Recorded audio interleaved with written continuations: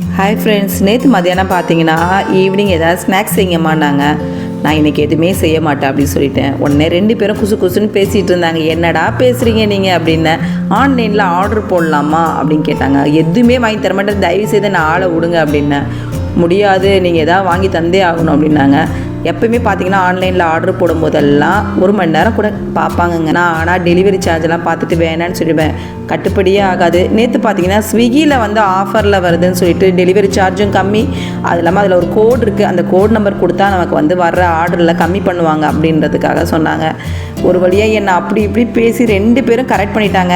நான் தான் ஏமாந்துருவேனே, செல்லமாக என்கிட்ட கொஞ்சம் அன்பாக பேசினாலே முடிஞ்சு போச்சு, அன்பில் எதை வேணாலும் சாதிக்கலான்னு வாங்கலாம். அப்படி தான் என்னை வந்து கொஞ்சம் வந்து அவங்க ரொம்ப கொஞ்சம் பேசினாங்கனாலே முடிஞ்சு போச்சு. அப்படி தான் நேற்றுக்கு நான் வந்து ஆர்டர் போட்டு வாங்கி கொடுத்தேன். எங்கள் பாவா தூங்கி எழுந்திரிச்சாரோ இல்லையோ, ஏமாந்துட்டியா அப்படின்னாரு. இப்படி தான் வாங்கி கொடுத்தேன்.